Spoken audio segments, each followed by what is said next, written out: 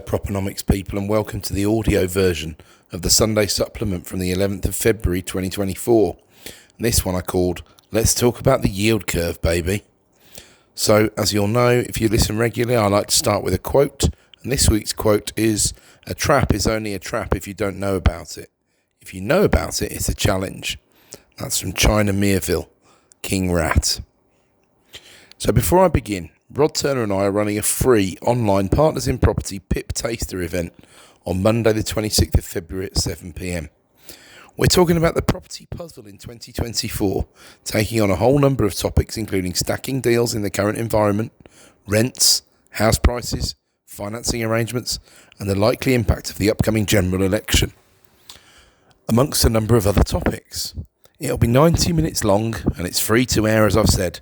It won't be recorded and it won't be repeated. So you can sign up for free at a link which will be in the notes. So before getting into this week's soapbox regarding the yield curve and the sleepless nights, not really, well, maybe the occasional one that it gives me, onto this week's macro.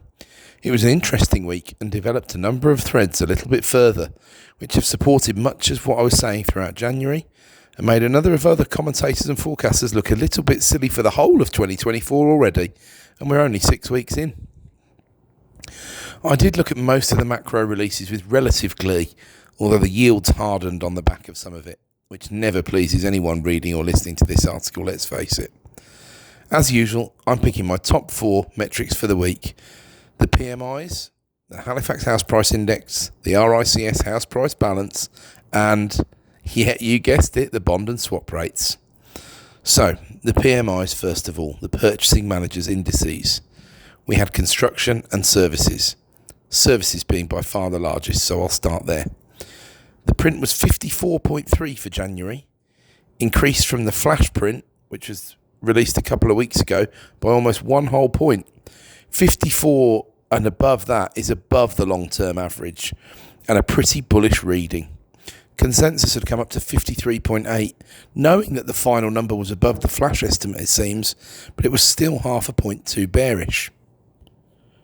The services side of the economy is not far from being described within a couple of months as racing away or booming, frankly, particularly if the prints move further upwards from here, although that would be difficult to justify. I don't believe that the coming path will be particularly smooth, but services look in relatively rude health, given all the challenges being faced thanks to wage pressures and labour shortages.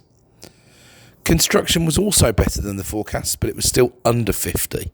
So it was a massive miss to the upside compared to the forecasts. They predicted 47.3 on average, and the print was actually 48.8, which closes more than half of that predicted gap to the magic 50 number. Shrinking but not much is the message for January. And perhaps this was weather related, as we had a milder January than usual, although the rainfall was hardly helpful. It also seems to be related to the fact that the forecasters are just believing their own hype about how bad, or not, a state the economy is in. So, onto the Halifax House Price Index then, the subject of some of my ire in January. No apology or even mention of their very bearish minus 8% prediction for 2023, which turned out on their own index to be a plus 1.7% year. And indeed, they stayed bearish for 2024, with a prediction of minus 4% in the face of a very positive print for December 23. They look to have stayed as foolish as they were last year, as their own index printed a massive 1.3% up on the month, after a 1.1% up last month. Already 5.3% ahead of where they need to be correct. Chasing a price correction that simply doesn't look like it is coming because they've misunderstood, or frankly completely missed, inflation apart from anything else. Poor form. Sack the team and get Proponomics to do your predictions instead. Or at least own your woeful forecasting. Swinging on to the RICS House Price Balance, which is one of my favourite metrics because it takes the temperature in the now of the people going to value your and my properties next week, and that gives us a flavour. RICS surveyors are very rarely known for anything other than being stark realists, pragmatists, and, if anything, overcautious types. The print moved from minus 29% in December to minus 18%. still negative, but ahead of the forecast consensus of minus 25%. And actually, that minus 18 is the best print post-Truss. Close to that phrase that I used last week for some different metrics. Cautious optimism. We're certainly en route. I also think surveyors are perhaps a little slower than real time in changing their minds. So this is more of a nowcast with a slight lag than it is a front-running metric. I expect February's number to improve yet further and come back to single-digit negative. So that leaves us with our old enemy, the bond yields. All this positive and, I should say, better than expected news for the economy only serves to prove that point. Things aren't as bad as anyone thought, but the reality of that position is that rates can stay stronger for longer, as it looks at the moment. And until we see a raft of bad news metrics, which have almost been completely absent this week, the yields are going to trade at the top of the current realistic range, which I've identified as 3.5% to 4% for the early part of this year in general, with a 0.25% either side expansion vessel, if you will, to allow for momentum to carry the market outside of the range it should truly be in. I strongly feel this is the range in the absence of a material change to the facts anyway. So we started this week with a massive gap up from last week's close. Instead of starting around the 3.8 mark on the 5-year, the open on Monday morning was above 4%. That's most irregular. And then dropped massively to start trading in and around the 3.85% mark. That 3.8 to 3.9% range sufficed actually for most of the week until Friday's market started to harden back upwards towards that psychological 4% barrier. And the close was at 3.972.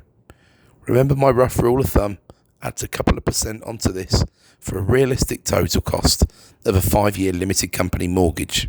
So 6% no fee, or 5% with a 5% fee, or somewhere in between. Products cheaper than this represent good value. So if you're dallying around a price, again, in the immediate market, it's worth taking the deals that were priced in a lower yield market in January. The swaps were not a lot different at all, and the premium is pretty much zero above the 5-year gilt at the moment. That demand for the 5-year swap is unlikely to increase much at the moment either. This hardening in pricing will have a stifling effect on demand, and the danger is that just as the market warms up again, the pricing still has a very negative impact. It's hard for the mortgage companies to send money out into the residential mortgage market at below the bond yield. They already make paper-thin margins on these mortgages, but do it to acquire new business that will one day, potentially, get into that profitable range when they're paying a standard variable rate, or similar, as a hefty percentage, around 30% or more, of customers do. So we might not be far away from that sub 4% owner-occupier mortgage disappearing temporarily, and that will have a negative psychological impact on the market. All these points are at the margin, so small they're just about worth discussing, but all part of the battle that we're feeling at the moment to bring the interest rates back down to something that looks like an early 2010s market, which was functional enough for buy-to-let and owner-occupiers without seeing any crack-up booms, aside from London, where £100 billion plus of foreign investment in cash was enough to set fire to that market and start a bubble, which didn't pop, actually, but instead deflated very slowly. From 2014, 15 or 16 onwards, depending on which part of London we might be talking about. That bubble was worked through by 2020, which is why London could also see some reasonable capital gains throughout that period, post-COVID, or intra-COVID, if you will, even though in reality, those have all been swallowed by inflation. Fine if you've got that nominal debt, not so good for those who own their assets unencumbered. It does seem like a market at the moment of he giveth and he taketh away, and that's where we are. Fragile, but nowhere near as volatile as 2023 would characterise it well at the moment. That phrase needs wheeling out once a week though at the moment. The risks remain to the upside. And they do. But I don't say it with the goal of making you scared of your own shadow. It doesn't stop me trading. It just means I want and need to be cognizant of any significant effects coming at this sort of time where inflation is only nearly just about starting to become under control and the bond yields are still fragile. So that winds up the macro for this week, and this feels strangely appropriate for a Sunday. It's confession time. I know that from those who I speak to who read or listen to the supplement regularly or are subscribers to the channel, that I sometimes need to add some more clarity, particularly when I get stuck right into some of the more complex constructs that we have to deal with when we're trying to look into the future for the best insights about the safety, security and overall performance of UK property as an investment. However, those who know me and have interacted in the real world, IRL as the kids call it, know that I'm a straight shooter and spend a lot of time and effort trying to make sense of, well, everything that might impact UK property really. So that brings us on to the yield curve and its current strange shape. It's been over 12 months now where we've had this kind of snake style shape. This week's image shows you what I mean, breaking it down into its component parts. In the shorter term, the yield curve is inverted. This means, simply put, that short-term savings get higher rates and short-term borrowing costs more per annum than long-term borrowing. It decays right down from the 3-month point to the 5-year point. The 3-month tends to trade pretty much at the bank base rate and is currently just under that 5.25% mark or thereabouts. The 5-year, as I said earlier, is more like around the 3.85 range, although it closed the week nearer to 4. But as you can see, that's still a considerable difference. And as I say with regularity, it's a difference that as borrowers, we're particularly grateful for, as we tend to be on that 5-year cycle. So once we hit that 5-year point, the curve goes somewhat flat. Between 5-year and 10-year gilts, the increase in the curve is very limited indeed.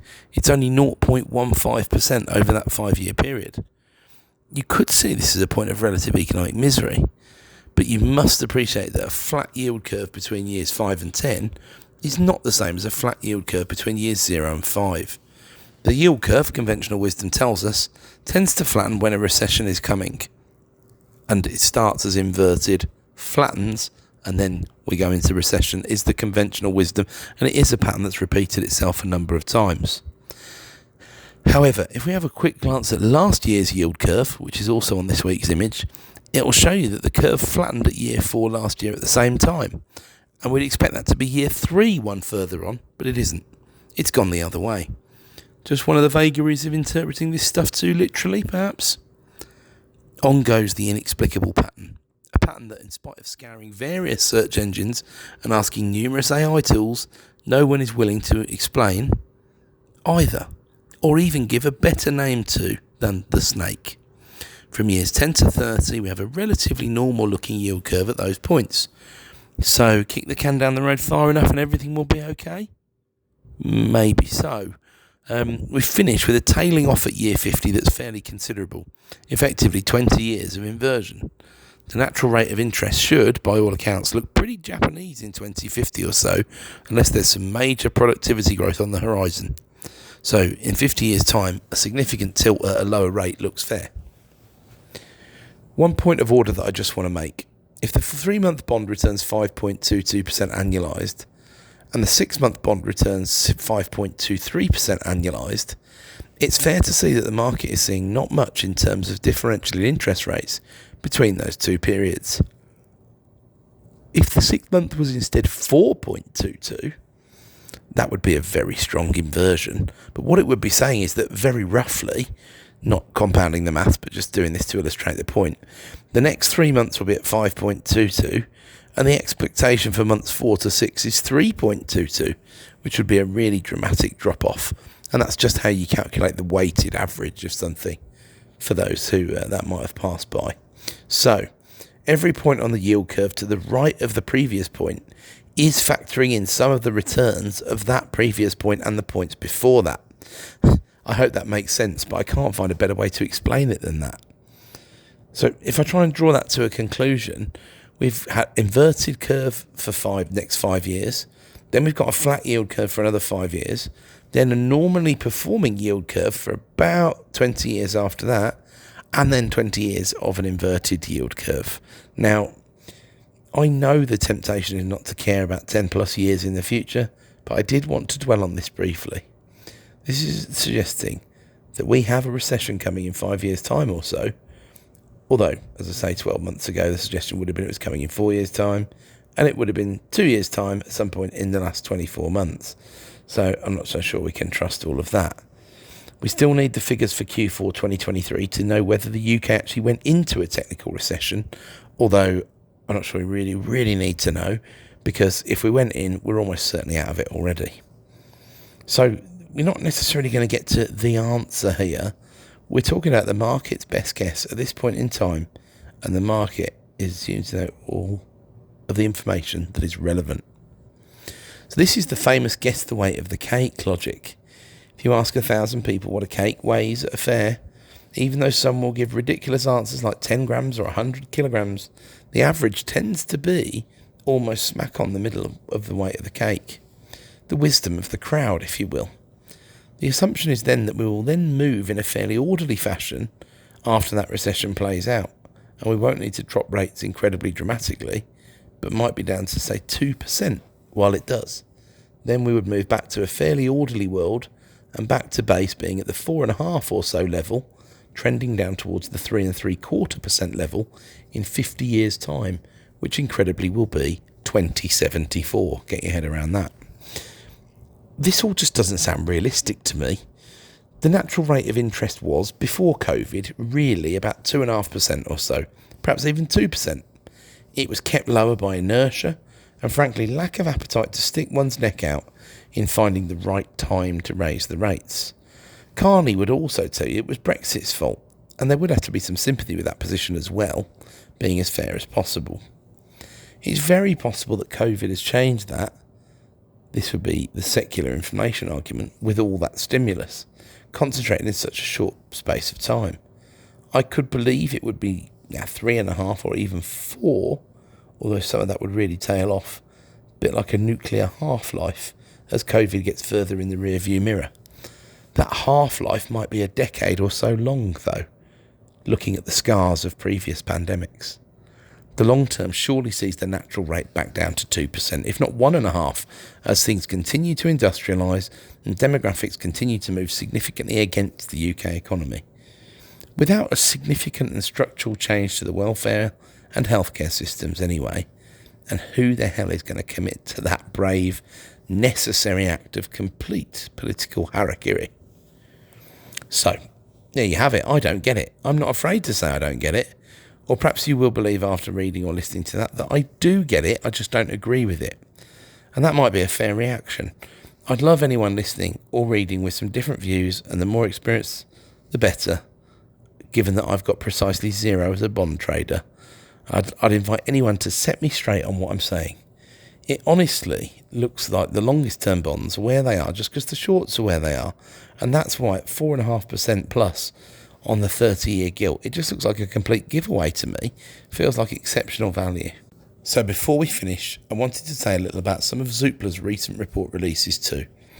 I'm going to focus on their article about first-time buyers, which was released about a week ago. In a candidate for underquoted stat of the year, they cite something I've mentioned in passing with the hard numbers behind it. First-time buyers accounted for just over half of all home loans last year, the highest proportion since 1995. You'd think you'd have heard this from another source, wouldn't you? Shouted from the rooftops. But apparently not. So what does it really tell us? It tells us that investors buy with numbers in mind, and if they were priced out of the 2023 market, mostly if using leverage. However, the first-time buyers buy on motivation and emotion, and are the very most motivated buyers out there. This also tells us, I believe, that the second steppers, or those with an existing home, are closer to it, really. They're staying longer in those homes than they otherwise might like to, because they've made that significant first step already, and the motivation to move clearly decays with each time that you move. The average house only trades around once every 22 years in the UK, although that doesn't mean that we'll necessarily wait 22 years to move. Some will move, some will move again before they're 40 or 30 or whatever, and then maybe move again in another 5 to 7 years, and then that's when they might stay for 30 or 40 years in that house, rather than just jump every 22 years systematically. So demographics and income will of course play a big part. There were some who would have been mortgage prisoners, of course, as well. Some just priced out from the next move up by the cost of credit too.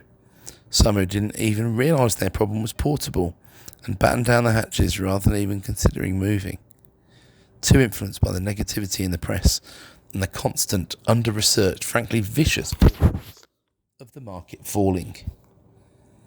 That overall actual number of first-time buyers fell, which is perhaps why the stat mostly remains underreported, although it doesn't put the politicians off in other contexts. But that's comparing to 2022. 2022 just cannot be called a normal year, kicking off with a house price boom, putting first-time buyers under extreme pressure to jump now before it goes up even more, followed by a near-nuclear event when Liz the Lettuce, who still doesn't seem to have climbed back into her box in utter shame, as she should, entered 10 Downing Street. So the average deposit, according to Zoopla, is around 19% of the purchase price. I thought that was pretty healthy. Speaks to the fact that the 95% mortgage is only helping out the margins, and that's why take-up has been limited.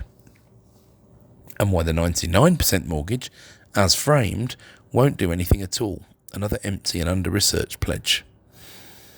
Perhaps the most interesting stat, and the one that speaks to the motivation level, is the popularity of the terraced house as a starter home was somewhat substituted for the popularity of the flat. Maybe leasehold reform is a consideration here, or maybe the motivation to get something is so strong that the flat becomes good enough for the first step. Average first-time buyer prices are around 6.7 times the average UK salary, although I'm not sure that's a fair comparison, because you'd want to use the average for an age group, you would think, rather than just the UK average. You'd also rather look at households rather than individuals, but there you go. What it goes to show really, though, is that most of the help at the margin is smoke and mirrors. People have had a chance to save a really chunky deposit for a first move. 19% feels massive for me, and so the argument of the deposit being the blocker seems somewhat limited.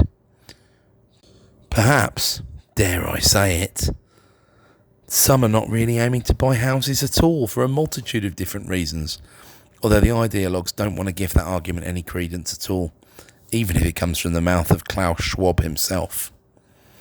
To finish, I wanted to talk about the auctions in January. Fuel for Sunday's live conversation, live at 9 a.m. UK, aside from anything else. I made a number of calls that January's and early February's auctions will be a significant bellwether for the overall property market.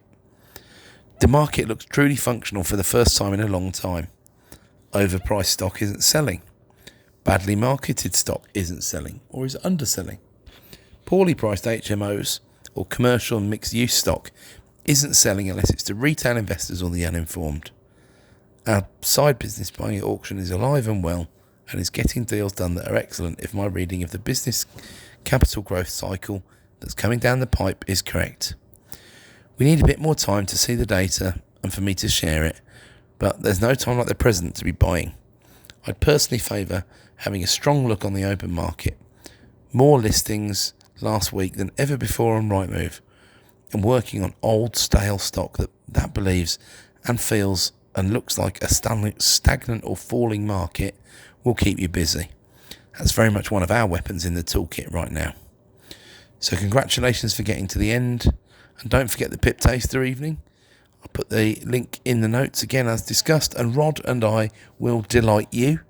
Well, okay, we better do what they say, we better not overpromise and underdeliver. So perhaps at least we'll briefly entertain you with our respective takes on the current market and the challenges coming in 2024, alongside, of course, the opportunities. So we're both looking forward to that event. Cheerio.